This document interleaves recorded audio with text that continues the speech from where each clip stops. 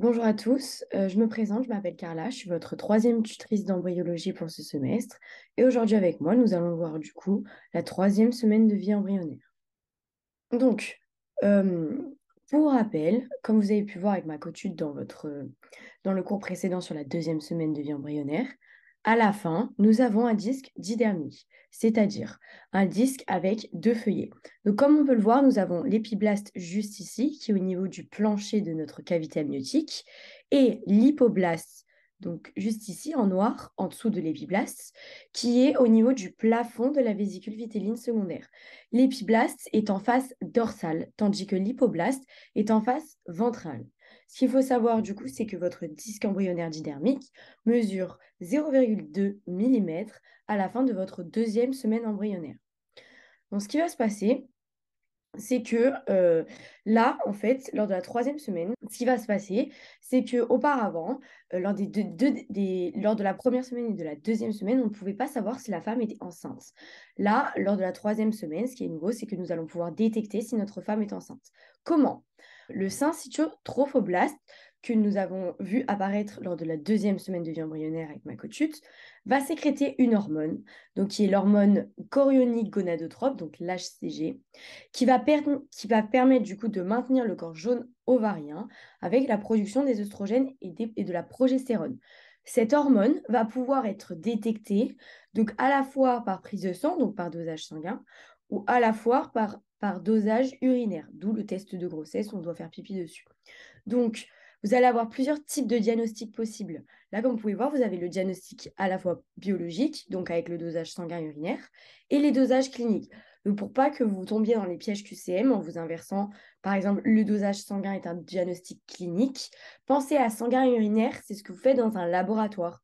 Et bio, moi, ça me fait penser à bioestérel et c'est le nom d'un laboratoire, ou laboratoire, enfin, comme vous voulez. Mais ne confondez pas. Ensuite, nous avons du coup un diagnostic qui va être clinique, c'est la révélation de l'aménorrhée. Qu'est-ce que c'est l'aménorrhée? C'est quand du coup vous n'avez plus vos règles à cause de la sécrétion de progestérone. Vous allez retrouver, bon, c'est un peu une liste barbare, mais quelques diagnostics dits sympathiques. Donc, vous avez deux types. Vous avez ceux liés aux doses élevées de progestérone et ceux liés aux doses élevées d'œstrogène. Donc là, je vous demande voilà, de retenir, c'est comme je vous ai dit, il y a un petit peu beaucoup d'informations, mais après, quand vous le revoyez plusieurs fois, ça rentre vite. C'est pour ça d'ailleurs que vous avez envie d'uriner plus souvent. C'est connu que la femme, quand elle est enceinte, elle a des nausées, des vomissements, etc. Donc ensuite, notre embryon didermique, du coup, ne va pas rester enfin, comme ça. Il ne va pas rester didermique toute sa vie. Il va justement euh, devenir tridermique. Donc tridermique avec trois feuillets primitifs. Et cela va se faire par la gastrulation. La gastrulation, c'est un événement embryologique. C'est une succession d'événements permettant la mise en place des trois feuillets primitifs, donc d'un DET. Ça va se dérouler en trois étapes. Donc là, je vous ai mis du coup une photo d'avant, comment était notre embryon. Donc ça, c'est une coupe transversale, pardon, une coupe longitudinale, avec du coup notre, euh, notre épiblaste, notre hypoblaste et notre cavité amniotique et notre vésicule vitéline secondaire. Donc, comment cela va se faire? Tout d'abord, la première étape de la gastrulation, ça va être la mise en place de la ligne primitive AJ15. Donc là, va falloir un petit peu visualiser parce que c'est une partie un petit peu compliquée. Là, dites-vous que c'est une vue de notre face dorsale, épiblaste. C'est une face dorsale et c'est une vue de haut. Il faut vous imaginer de regarder par la cavité amniotique. Je ne sais pas si vous essayez de voir, mais imaginez vous êtes dans la cavité amniotique et vous regardez par le haut. La ligne primitive, elle va se mettre en place comment? Vous allez avoir des cellules épiblastiques latérales qui vont converger au niveau de la ligne médiane. Ça, c'est la ligne médiane. Mais il faut savoir qu'elles convergent au niveau de la ligne médiane en partie caudale. Il faut savoir que vous allez avoir beaucoup de fois en embryologie les mots caudaux, crânial, caudal, cloacal. En fait, céphalique. Vous avez des termes pour dire en avant et en arrière. Crânial et céphalique, c'est pour dire en avant. Crânial, le crâne, céphalique, encéphale. Moi, ça me paraît logique. Et après, vous avez caudal et cloacal. C'est pour dire en arrière. Donc là, votre ligne primitive, vous allez avoir enfin, convergence des cellules épiblastiques latérales au niveau de la ligne médiane sur la partie caudale. Voilà, c'est en arrière. Vous voyez, votre ligne primitive est bien en arrière de votre face dorsale épiblastique. Ne confondez pas, ce n'est pas une face hypoblastique. Là, vous regardez vraiment du haut de la cavité amniotique. Et donc, du coup, cette convergence va se faire dans un axe crânio-caudal. Il faut savoir une chose en embryologie, petit aparté, vous allez voir axe et sens. Un axe, si je vous mets en QCM que la convergence se fait à la fois dans un axe crânio-caudal et caudocranial, c'est juste. Un axe, ça va à la fois dans un sens, à la fois dans l'autre sens. Par contre, vous allez voir prochainement, donc dans mon cours, que vous allez avoir un sens céphalo-caudal, par exemple. Là, si je vous mets dans un QCM sens caudocranial, donc d'arrière en avant, ce sera faux. Parce que le sens, c'est que dans une direction. Voilà, c'est un petit peu abstrait comment je vous explique, c'est une petite aparté pour que vous compreniez mieux, mais on va avoir un exemple juste après. Donc voilà, on vous dit que la ligne primitive est la traduction morphologique donc des cellules épiblastiques vu qu'elles convergent. Donc j'espère que c'est clair pour vous. En deuxième étape, nous avons à voir la formation la formation du nœud primitif. Le nœud primitif, c'est du coup un petit creusement de cellules épiblastiques qui va venir du coup se former en avant de la ligne primitive. Je vous ai mis donc du coup deux coupes. Je vous ai mis une coupe longitudinale et une coupe donc du coup vue de haut, comme on a vu tout à l'heure. Vous voyez votre nœud primitif ici, votre ligne primitive ici. Vous voyez ici votre partie caudale et ici votre partie céphalique. Pareil, si vous voyez votre nœud primitif, votre ligne primitive, votre extrémité caudale et votre extrémité céphalique. Sachez une chose, essayez toujours dans les schémas d'embryo de vous repérer les étapes que vous avez vues avant. C'est très bien que là, hop, vous voyez directement ligne primitive, hop, caudale, enfin qu'elle est en caudale. Au moins, ça vous permet de ne pas oublier et de voir si vous avez tout bien visualisé. Donc voilà, la formation d'une primitive se fait à J16 à l'extrémité céphalique, donc en avant de la ligne primitive. À ne pas confondre avec l'extrémité céphalique embryonnaire, parce qu'elle se retrouve ici ou ici. Ensuite, nous allons avoir la mise en place des 3 feuillets primitifs. C'est un petit peu là, du coup, que ça va être super intéressant. Parce que, pourquoi? Parce que notre embryon de base est didermique. Je l'ai répété maintes et maintes fois, vous ne pouvez plus oublier. Vous avez l'épiblaste, vous avez l'hypoblaste. Il faut imaginer que, du coup, là, on regarde en coupe transversale. Donc, nous avons en gros notre ligne primitive au niveau du sillon là. Et quand vous continuez, ça fait en fait l'avant de l'embryon. Donc, en fait, vous allez avoir la mise en place de 3 feuillets par des phénomènes, soit des phénomènes de migration, soit un phénomène de différenciation. Donc, pour vous expliquer, le premier feuillet à se mettre en place, c'est l'antoblaste. Comment il va se mettre en place? Vous allez avoir des cellules épiblastiques qui vont proliférer, qui vont se détacher et qui vont migrer sous la ligne primitive. Donc, migrer sous la ligne primitive, vont se retrouver du coup entre l'épiblaste et l'hypoblaste. Ces cellules épiblastiques vont s'intégrer, donc vont fusionner avec les cellules hypoblastiques. Elles vont décaler en gros les cellules hypoblastiques. Donc ces cellules, elles vont se décaler au niveau des parois de la vésicule vitéline secondaire. Voilà. Donc du coup, ce qui va se passer, c'est que vous allez avoir la mise en place d'un nouveau feuillet qui sera l'antoblaste. C'est un phénomène de migration. Nos cellules épiblastiques vont migrer sous la ligne primitive, dégageant les cellules hypoblastiques sur les parois latérales de la vésicule vitéline secondaire et former un nouveau feuillet qu'on voit juste ici, en rouge. Ensuite, donc ça c'est notre premier feuillet. Nous allons avoir la formation d'un deuxième feuillet qui est le mésoblaste. C'est presque toujours pareil.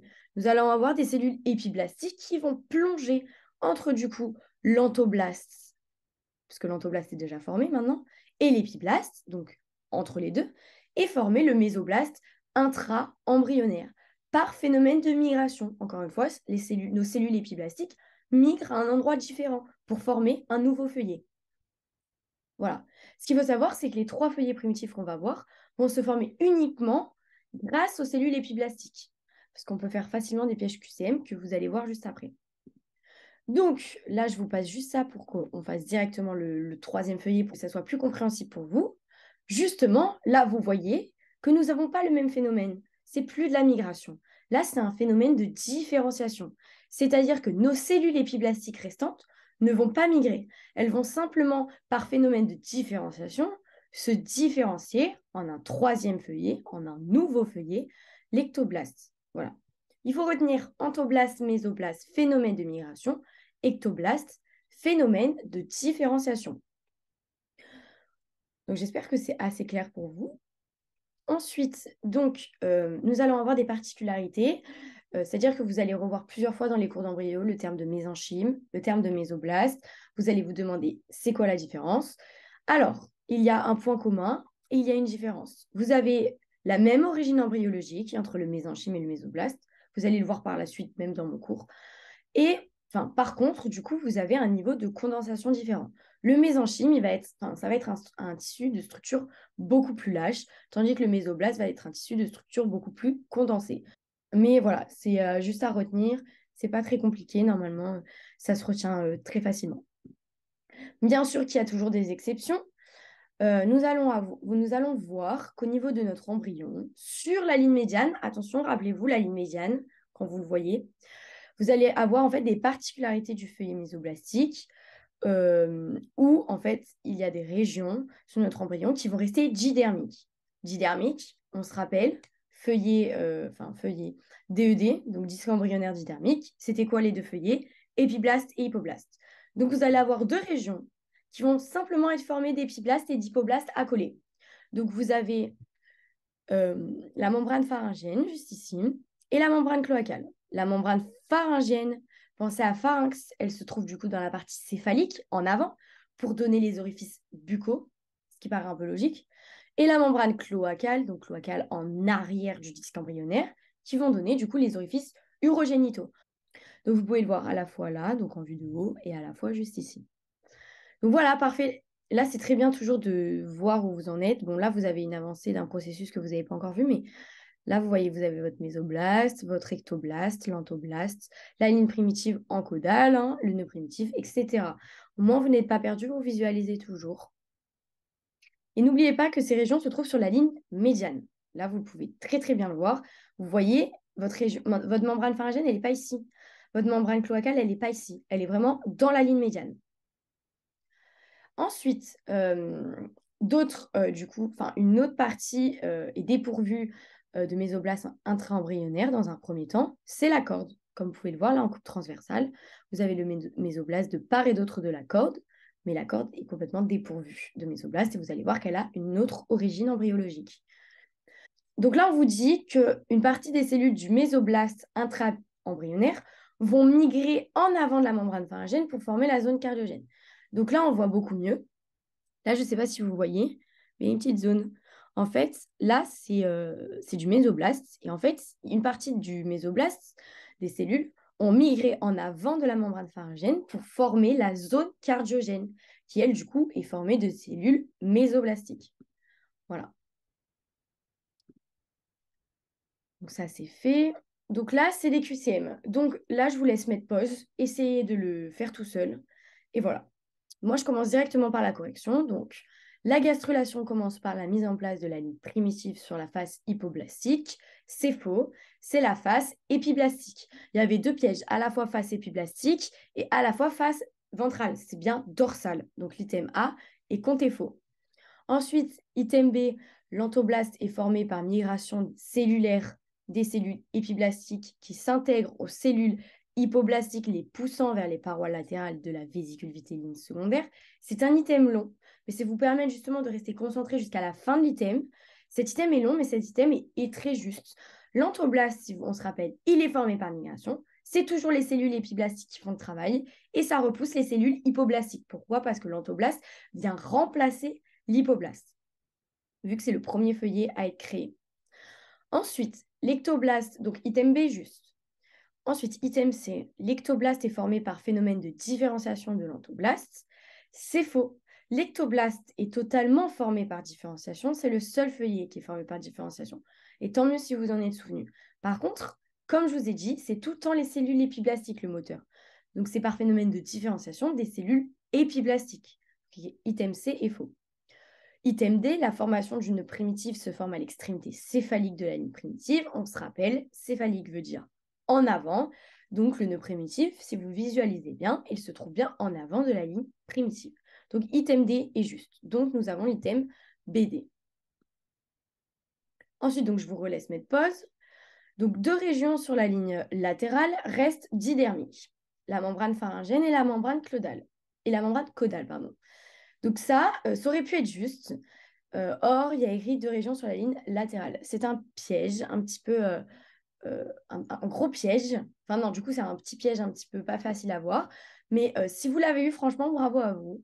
Mais si vous avez les schémas en tête, vous ne pouvez plus vous tromper. Vous savez très bien que du coup, en coupe vue de haut, en fait, vous voyez la membrane pharyngène et la membrane cloacale au niveau de la ligne médiane. Donc, du coup, l'item A est faux, c'est sur la ligne médiane. Petit b, la zone cardiogène est dépourvue de mésoblastes. C'est faux, ne confondez pas avec les membranes pharyngènes et cloacales. La zone cardiogène est bien pourvue de mésoblastes.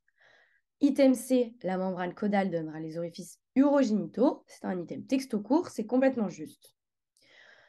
Petit d, la corde participera à la neurulation secondaire. Donc ça, c'est une petite faute de ma part. Je vous ai mis un item avant que vous ayez eu le cours. Mais cet item, du coup, sera faux. La corde participera à la neurulation primaire. Vous allez juste, vous allez voir juste après ce que c'est. Mais donc, du coup, l'item C était juste. Donc maintenant, c'est à vous de jouer pour les questions ouvertes. Donc pareil, je vous relaisse mettre pause. Donc, quels sont les deux feuillets présents sur notre disque dynamique initialement? Je pense que là, vous devez l'avoir. C'est l'hypoblaste et l'épiblaste. Rappelez-moi les trois étapes de la gastrulation. Donc, nous avons d'abord la ligne primitive, la formation de la ligne primitive à J15, le nœud primitif à J16 et la mise en place des trois feuillets de primitive à J16 également, avec du coup les deux phénomènes. Rappelez-moi la différence et le point commun entre le mésenchyme et le mésoblaste. Donc, le point commun, c'est son origine embryologique qui est similaire. Et la différence, c'est son niveau de condensation. Ensuite, rappelez-moi les deux phénomènes de la gastrulation et par quel feuillet. Les deux phénomènes sont du coup le phénomène de migration et le phénomène de différenciation. Et ça sera par le feuillet du coup épiblastique. Voilà, parce que je vous ai dit que c'était ce feuillet qui était le moteur de la mise en place des trois feuillets.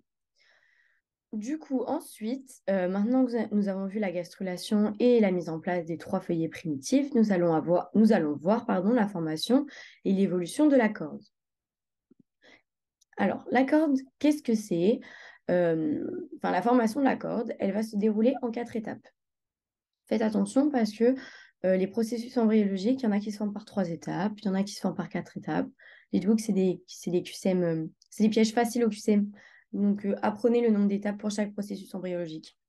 Donc, la corde, ça va être un phénomène assez compliqué. Il va falloir que vous restiez attentif parce qu'en fait, ce qui se passe, c'est qu'il va y avoir un contenu dans chaque étape. Et ce contenu, à chaque fois en QCM, la professeure, elle aime bien vous dire le contenu de la plaque cordale, enfin comment se forme la plaque cordale, mais elle va vous dire à la fin, ça c'est pour la formation du canal cordal, par exemple. Il faut vraiment que vous restiez attentif et que vous essayiez le plus de comprendre ce qui va se passer vraiment pour que cette corde, elle se forme. Donc, c'est dans l'ordre chronologique. Il n'y a pas il y a pas de phase concomitante comme lors de la deuxième semaine de vie embryonnaire. Là, c'est tout dans l'ordre. Ça se suit, en fait. C'est grâce aux étapes d'avant que tu peux former, par exemple, là, du coup, la corde.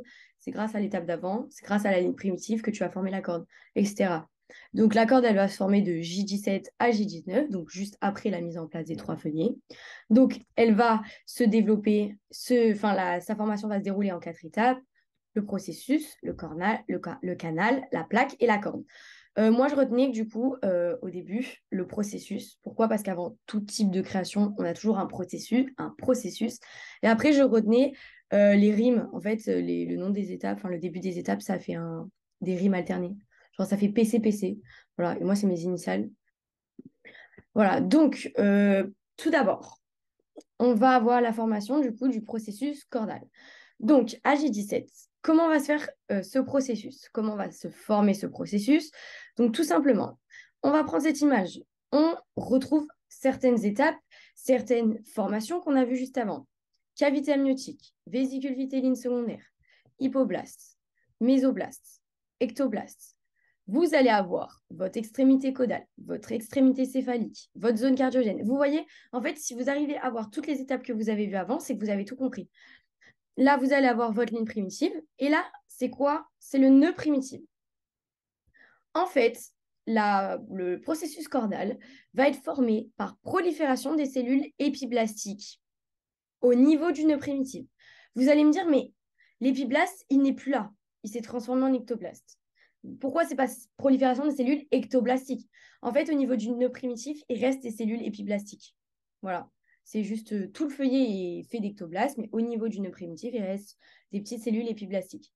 Donc, vous allez avoir prolifération du coup des cellules épiblastiques en doigt de gant. En doigt de gant, c'est un cordon plein.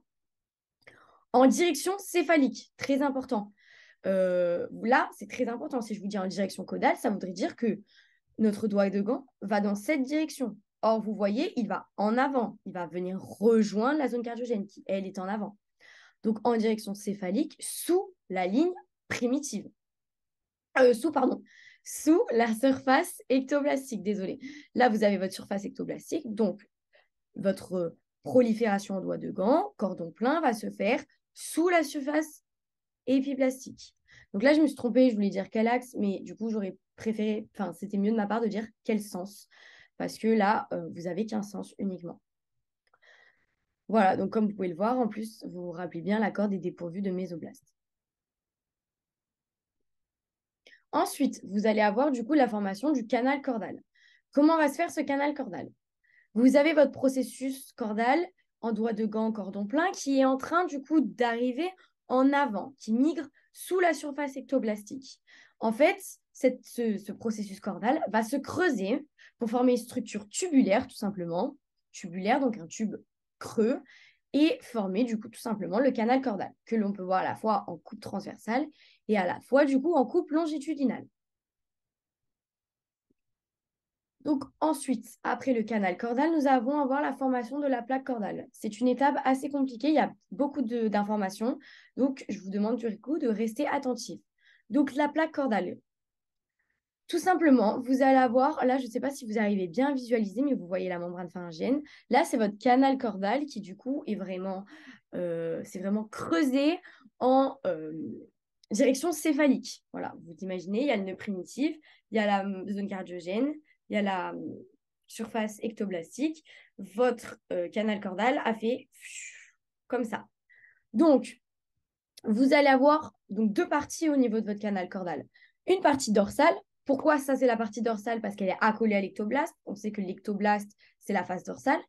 Et une partie ventrale du canal cordal, juste ici, qui est du coup accolée à l'antoblaste, qui est la face ventrale. Tout cela reste logique. Donc, votre plaque cordale va tout simplement être l'épaississement de la partie dorsale du canal cordal. Épaississement de la partie dorsale du canal cordal. Donc, juste ici, votre partie dorsale du canal cordal va s'épaissir, vous allez le voir juste après, et former la plaque cordale. De plus, vous allez avoir la partie ventrale du canal cordal qui va fusionner avec l'antoblaste, notre feuillet, pour se résorber. Vous voyez que là, pardon, il n'y a plus rien, pour se résorber dans un sens céphalo-caudal. Encore une fois, là, les deux flèches, c'est pas pour ça. Faites attention. La flèche, la grande flèche, ça, c'est pour vous montrer dans un sens céphalo-caudal. Attention, justement, si je vous dis en QCM codo-cranial, donc d'arrière en avant, vous voyez que la flèche va bien d'avant en arrière. Du coup, c'est compté faux. Là, la flèche, en fait, la double flèche, c'est pour vous expliquer que vous allez avoir, du coup, vu que notre canal cordal est creux, vous allez avoir une communication qui sera transitoire, qui va vous permettre la communication de nos deux annexes. On le voit très bien là. En fait, on voit que notre cavité amniotique communique au niveau de l'orifice du nœud primitif, avec juste ici notre vésicule vitelline secondaire. D'ailleurs, là, vous revoyez très très bien votre épaississement. Qu'est-ce que c'est ici? C'est votre plaque cordale, parce que c'est l'épaississement de la partie dorsale. Je pense que là, vous arrivez à bien visualiser. Et juste ici, vous voyez du coup qu'il n'y a plus d'antoblaste. Vous voyez qu'en dessous, du coup, l'antoblaste a fusionné avec la partie ventrale et s'est résorbé dans un sens céphalocaudale. Voilà. Et d'ailleurs, pardon, je crois que je ne l'ai pas dit, mais cette formation transitoire s'appelle le canal neurentérique. Ensuite, en dernière étape, du coup, à J19, nous avons la formation de la corde. Et cette corde, vous allez voir que du coup, elle va se former. En fait, c'est la plaque cordale. Donc, du coup, encore une fois, je radote, la partie dorsale de notre canal cordal va former un cordon cellulaire plein.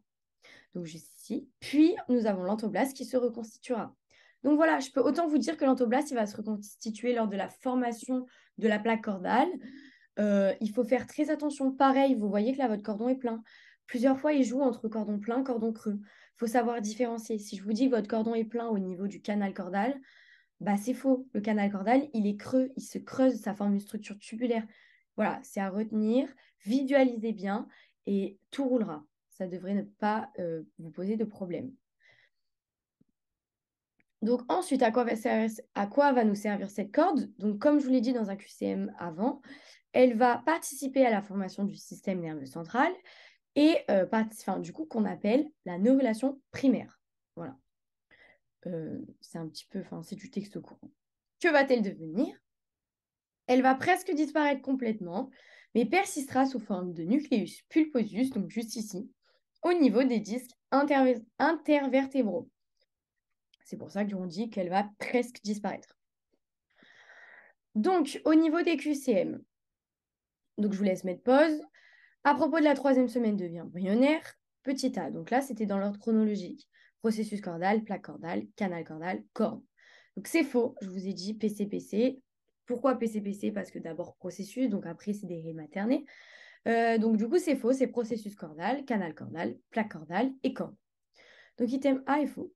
Lors de la formation de la plaque cordale, on aura fusion de la partie dorsale avec l'entoblaste qui va se résorber dans un sens céphalocaudal. Donc ça, c'est faux, c'est fusion de la partie ventrale avec l'entoblaste. C'est la partie ventrale qui est en contact de l'entoblaste. L'entoblaste est un feuillet au niveau de notre face ventrale, donc ça paraît juste. Dans un sens céphalocaudal, ça c'est totalement juste. Donc l'item B est faux. Item C. Lors de la formation de la plaque cordale, il reste une communication permanente entre la cavité amniotique et la vésicule vitelline secondaire qu'on appelle le canal neurentérique. Je ne vous ai pas fait de piège de vous dire quelque chose qui n'est pas dans cette étape. La communication, c'est bien au niveau de notre formation de la plaque cordale, mais c'est une communication qui est transitoire parce qu'après, comme on peut le voir par la suite, notre corde finalement est pleine. Donc il n'y a plus de communication. Donc item C est faux. Item D, la corde va avoir un rôle dans la formation du système nerveux central. C'est totalement juste. Attention à ne pas confondre avec le système nerveux périphérique. Donc, item D était juste. Donc, ensuite, nous allons voir que notre mésoblaste intra-embryonnaire ne va pas rester un petit feuillet uni. Il va se proliférer et se différencier pour former 6 cordons longitudinaux. Vous avez une coupe longitudinale, vous voyez qu'il se forme en 6 cordons, donc des cordons de part et d'autre de la corde, 2 cordons de mésoblaste paraaxial, 2 cordons de mésoblaste intermédiaire et 2 cordons de mésoblaste latéral. En fait, pour retenir, c'est pas très compliqué. Intermédiaire, c'est entre les deux. Latéral, c'est sur le côté. Paraxial, du coup, vous savez que c'est vraiment les feuillets, les cordons, pardon, qui sont le plus proches de la corde. Juste ici. Et là, donc, comme on voit, on repère notre super mésenchyme intra-embryonnaire, qui est, attention, un tissu de structure comment? Plus lâche pardon, que le mésoblaste, et qui va du coup entourer en fait nos cordons de mésoblaste intra-embryonnaire. Faites attention, je peux vous piéger à la fois avec mésoblaste extra-embryonnaire, comme à la fois je peux vous dire que c'est le mésenchyme qui va former 6 cordons. Donc faites attention. Ensuite, nous allons passer du coup à une des dernières étapes pour l'évolution de notre disque, c'est la neurulation primaire. Donc pareil, vous allez voir qu'en fait cette neurulation primaire, elle est après la formation de la corde parce qu'elle ne peut pas se faire si la corde n'est pas bien fermée, s'il n'est pas bien formé, pardon. Donc, c'est pour ça qu'en fait, chaque étape est juste chronologique.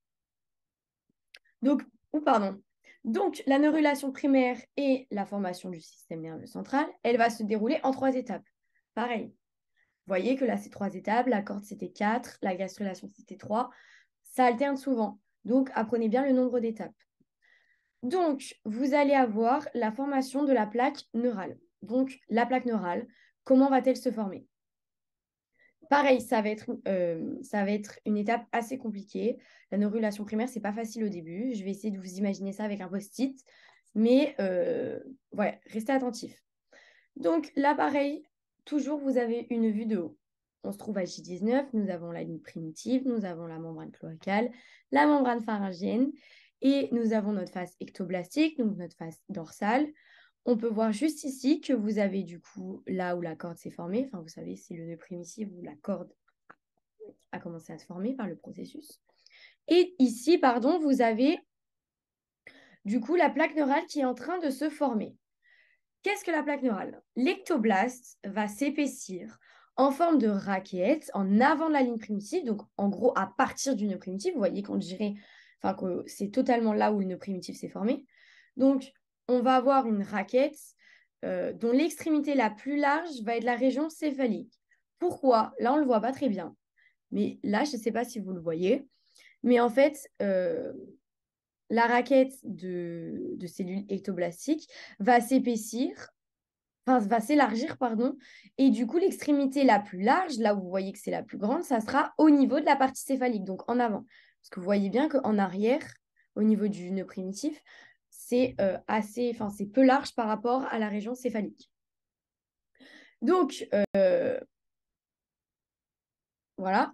Donc, en fait, comme ils disent, la plaque neurale, elle va se développer sous l'action inductrice de la corde. Sans la corde, nous n'avons pas de plaque neurale.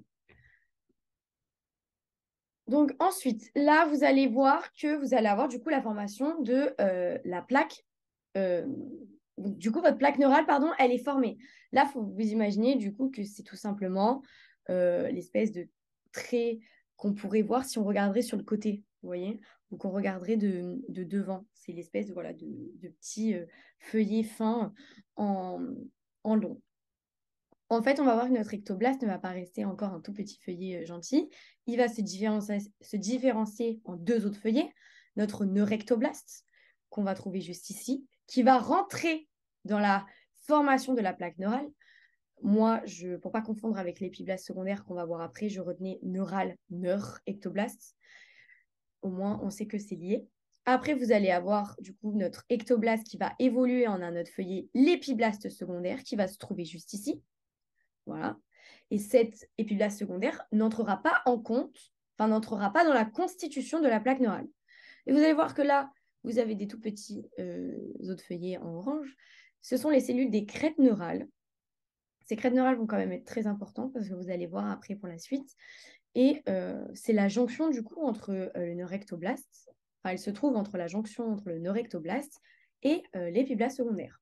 Ça, c'est pas une diapo très compliquée à retenir. Ensuite, nous allons voir la formation de la gouttière neurale. Et ça, c'est un petit peu, enfin non, ça va, ça reste assez clair. Vous allez avoir tout simplement votre plaque neurale et votre plaque neurale va se creuser.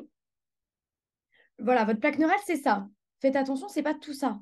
Parce que vous savez que l'épiblaste secondaire ne rentre pas en compte dans la formation de la crête, de la plaque neurale, pardon. Donc votre plaque neurale, c'est ça.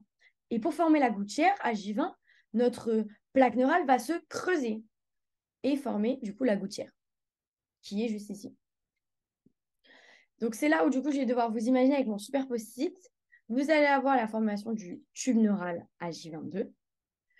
En fait, votre tube neural va se former par rapprochement, en fait, euh, donc du coup de la gouttière, là où les cellules des crêtes neurales, en fait, se trouvent et vont fusionner. C'est-à-dire que vous avez votre plaque neurale. Vous voyez votre plaque neurale, pour former le tube neural, elle ne va pas se fermer comme ça. Elle ne va pas se rejoindre où il y a l'épiblaste secondaire.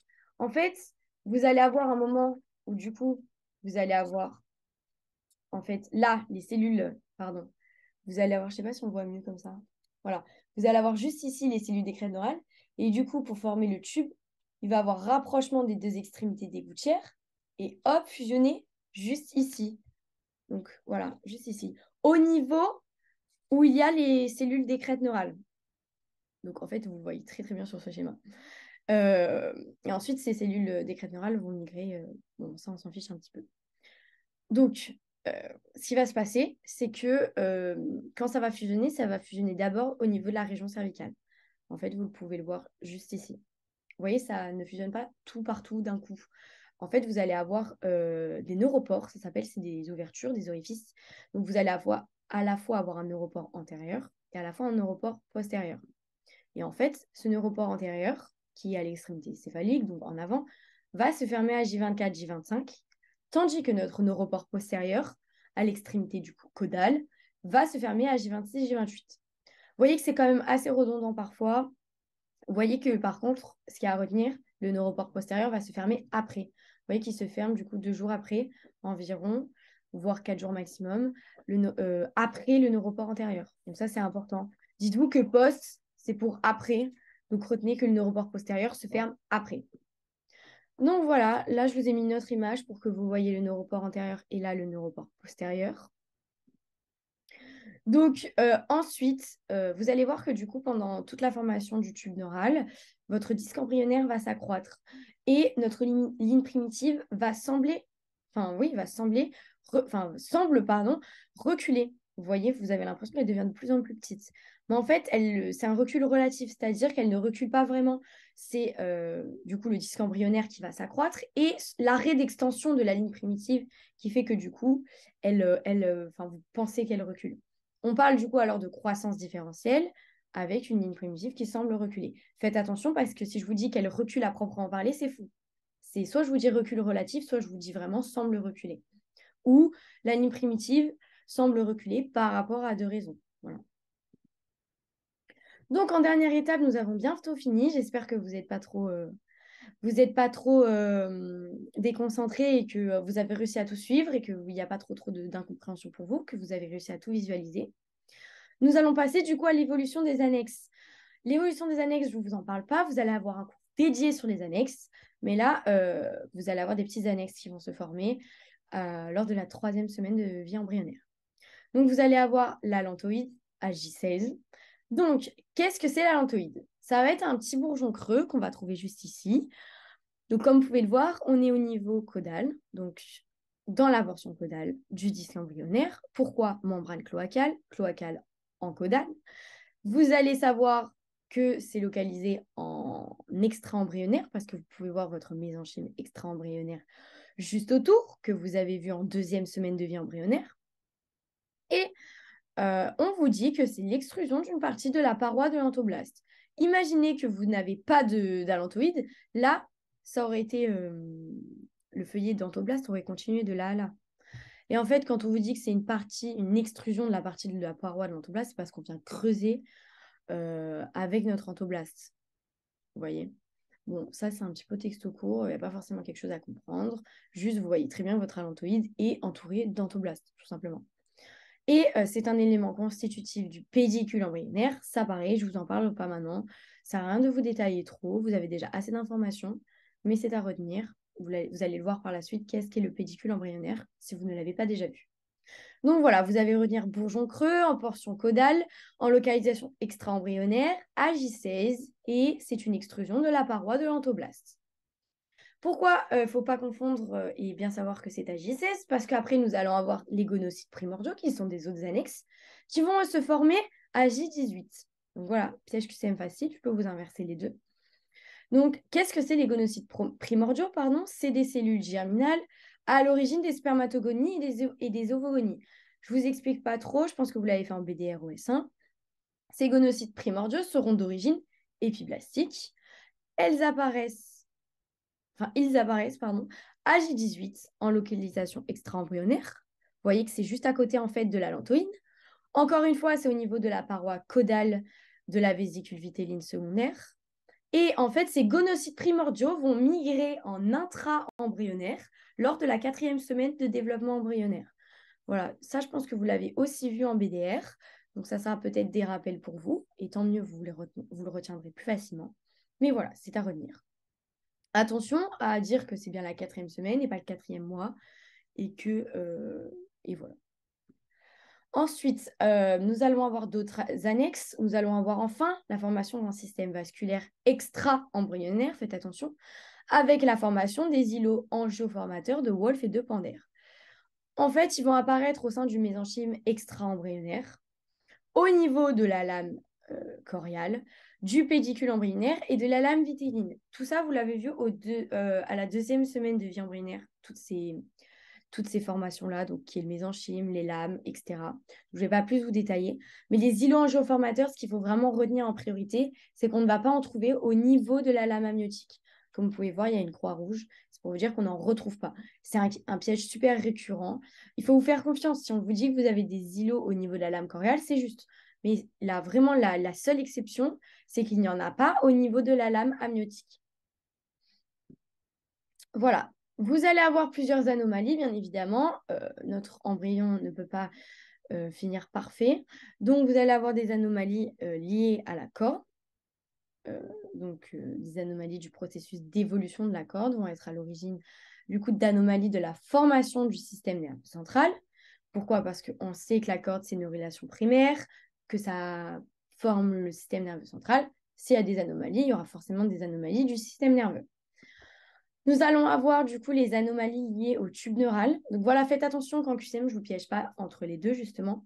Par exemple, que je ne vous dise pas l'anencéphalie, c'est lié à une anomalie de la corde, alors que c'est une anomalie liée au tube neural. Donc, vous allez avoir deux anomalies liées au tube neural. Comme je vous l'ai dit, vous avez des histoires de neuropores lors de la formation, le neuropore antérieur et le neuropore postérieur.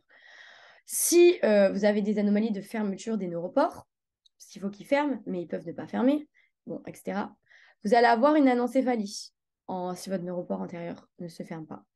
Donc, s'ils surviennent à l'extrémité céphalique. Et au niveau de votre neuropore postérieur, encore une fois, s'il ne se ferme pas, vous allez avoir à l'extrémité caudale une spina bifida. Donc, c'est une espèce d'extrusion où on voit du coup le liquide céphalorachidien qui devrait tout simplement être juste ici, alors que là, il est complètement, on va dire, à l'air. Donc voilà, et l'anencéphalie, vous voyez, en fait, c'est complètement une absence de cerveau. Donc A pour absent et encéphale pour cerveau. Vous allez avoir, donc désolée pour cette image, je l'avais mise pour la chute rentrée du S1 pour les doublants, euh, mais je ne savais pas trop si c'était trop choquant ou pas. Mais bon, je l'ai quand même laissé parce que moi, c'est grâce à ça que du coup, je ne me trompe pas dans les anomalies, parce que j'ai toujours une image en tête. Donc ça, c'est les anomalies liées à la ligne primitive. La ligne primitive, vous savez qu'elle est en caudale. Donc s'il y a une anomalie, en fait, vous avez des tératomes sacro-coccygiens, sacrum, coccyx, vous savez que c'est en arrière.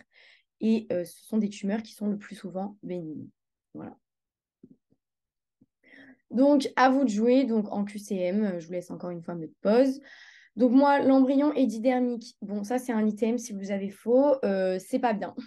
Voilà, non, je rigole, mais là, vous voyez très bien que votre embryon, il est totalement tridermique. Il est totalement formé. Il y a carrément, du coup, la corde qui s'est mise en place, le tube neural qui s'est mis en... Enfin, genre, là, vous voyez très bien la gouttière neurale. Vous voyez que l'ectoblast, c'est déjà différencié,